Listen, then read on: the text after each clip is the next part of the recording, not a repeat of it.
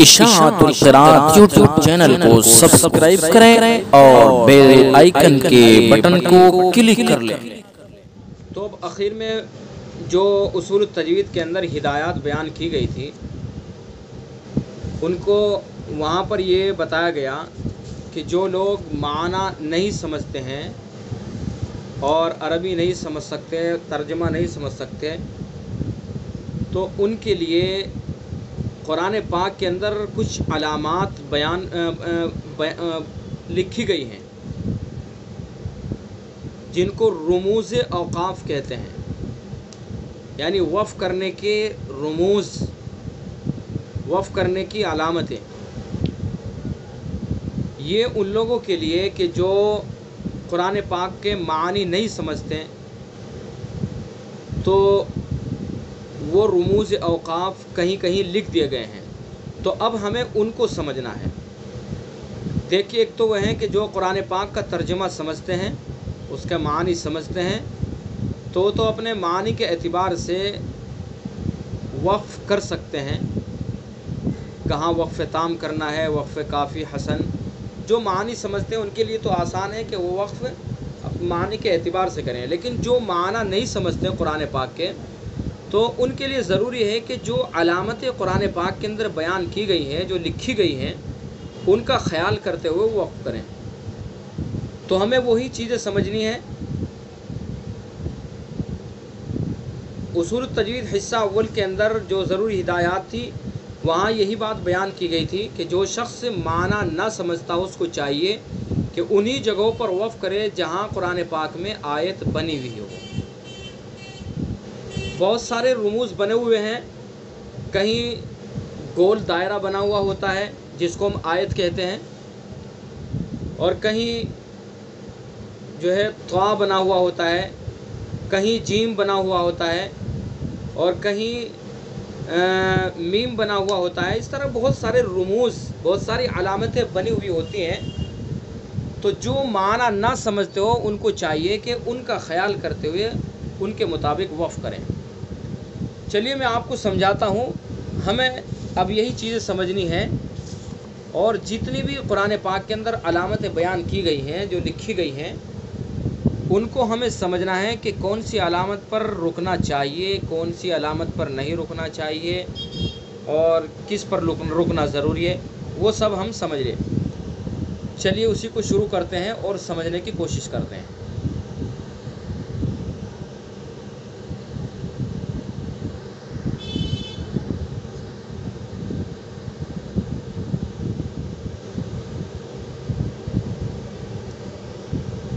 دیکھیے آپ کی اسکرین کے اوپر یہ ایک پیج میں نے تیار کیا ہے۔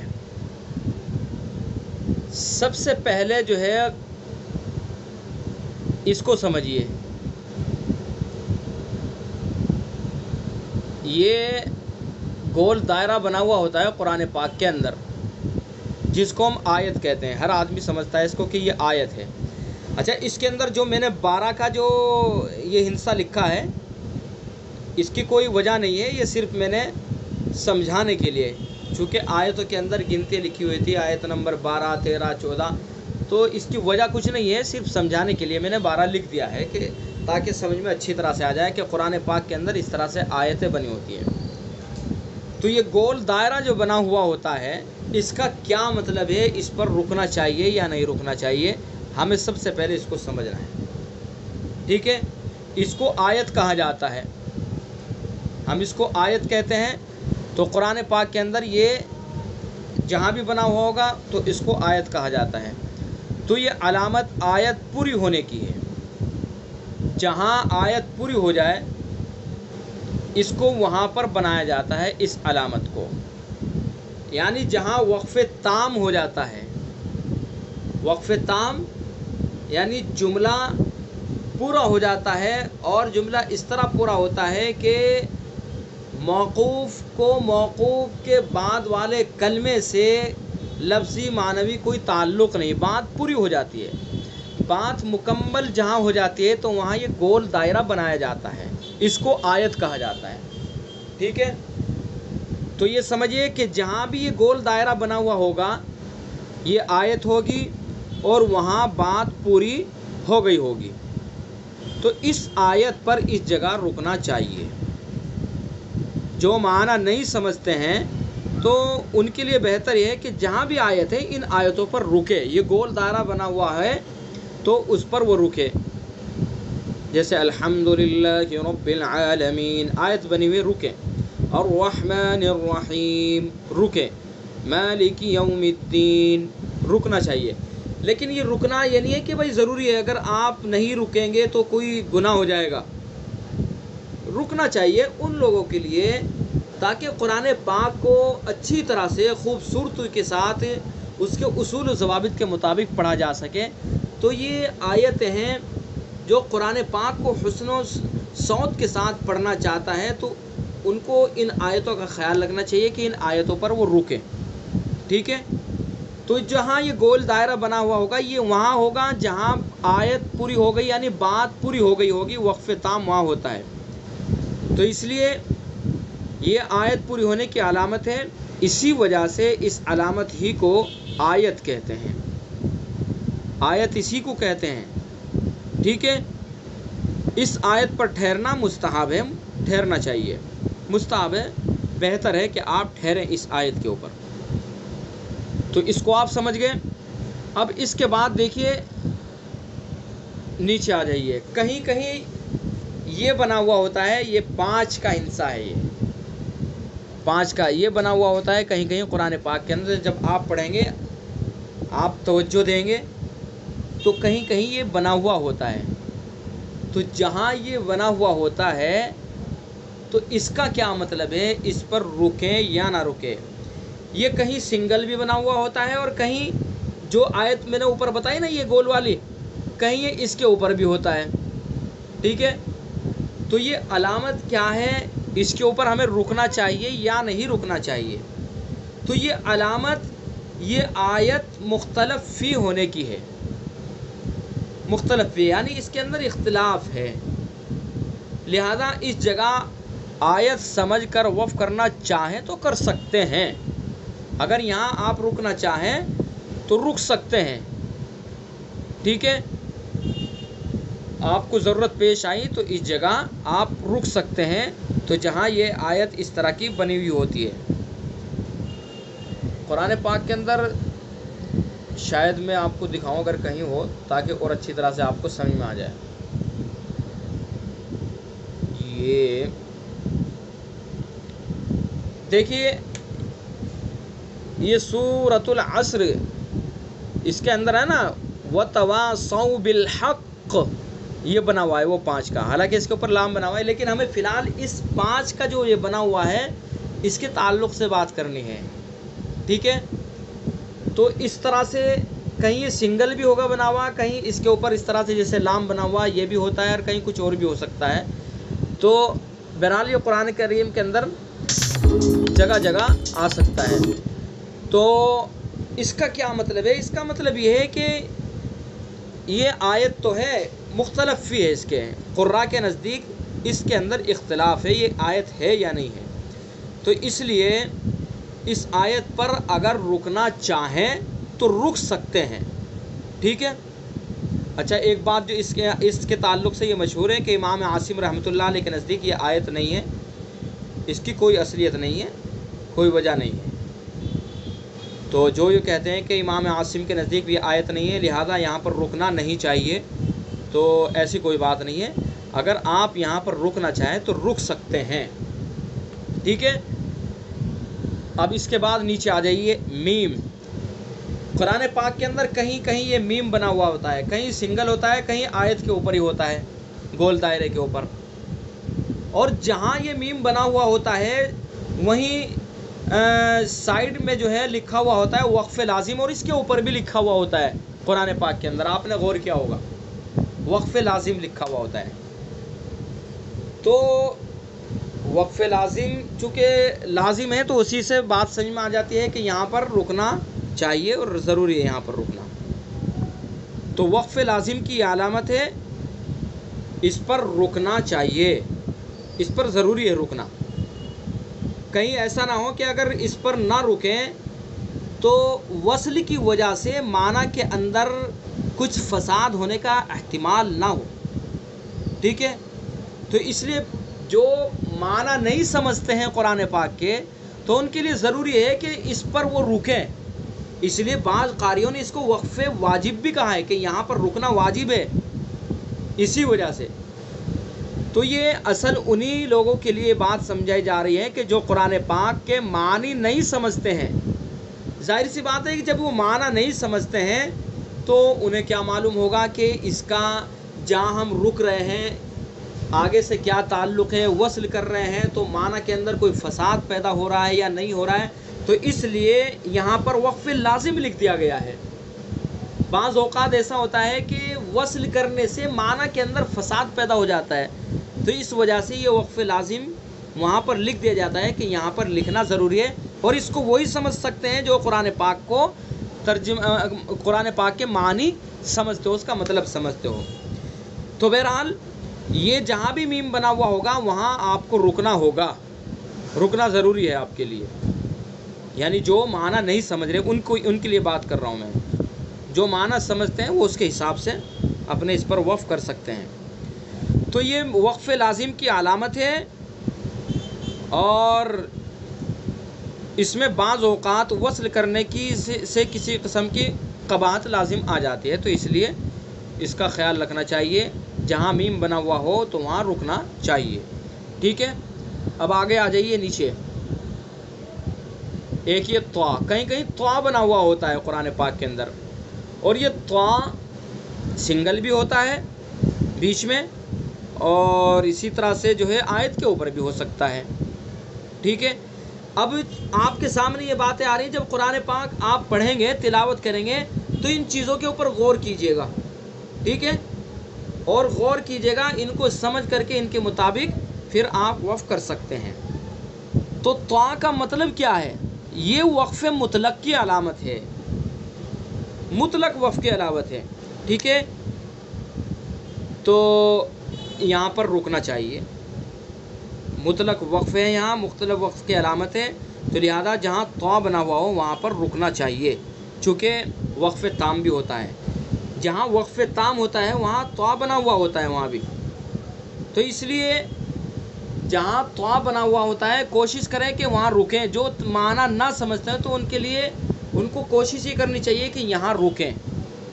ٹھیک ہے. تو یہ وقف مطلق کی علامت ہے. یہاں بوجہ ختم کلام وقف تام ہے، اس وجہ سے یہاں وقف کرنا ضروری ہے، وقف کرنا چاہیے. بات طوا کی سمجھ میں آ گئی بات؟ یہ بس اتنا یاد رکھیں کہ یہ وقف مطلق کی علامت ہے، یہاں پر رکنا چاہیے. اس کے بعد کہیں یہ جیم بنا ہوا ہوتا ہے، بہت ساری جگہ بنا ہوتا ہے جیم بھی، سنگل بھی ہوتا ہے، آیت کے بیچ میں آیت کے اوپر بھی ہوتا ہے.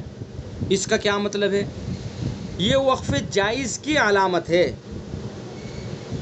وقف جائز یعنی یہاں پر وقف کرنا جائز ہے، یہاں پر وقف کرنا مستحسن ہے.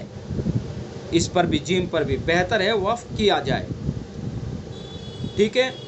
تو جہاں جیم بنا ہوا ہو، جیم یہ وقف جائز کی علامت ہے، اس پر بھی وقف کرنا چاہیے.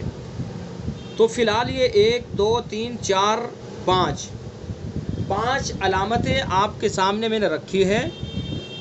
پہلی یہ آیت، اس پر بھی رکنا چاہیے، اور دوسرے اس پر آپ رکنا چاہے تو رک سکتے ہیں. ٹھیک ہے. اور الفاظ پر دھیان دیجئے. یہ جہاں آیت یہ گول دائرہ بنا ہوا ہوگا اس پر آیت کرنا مستحب ہے، بہتر ہے کہ آپ رکیں. ٹھیک ہے. اور دوسری یہ جہاں یہ بنا ہوا ہوگا 5 کا، یہ آیت کے اوپر بھی ہو سکتا ہے اور سنگل بھی ہو سکتا ہے. تو جہاں یہ بنا ہوا ہو تو اس پر اگر آپ وقف کرنا چاہیں تو کر سکتے ہیں، کوئی رکاوٹ نہیں ہے. اور تیسرا یہ میم وقف لازم کی علامت ہے، یہاں پر وقف کرنا ضروری ہے. ٹھیک ہے.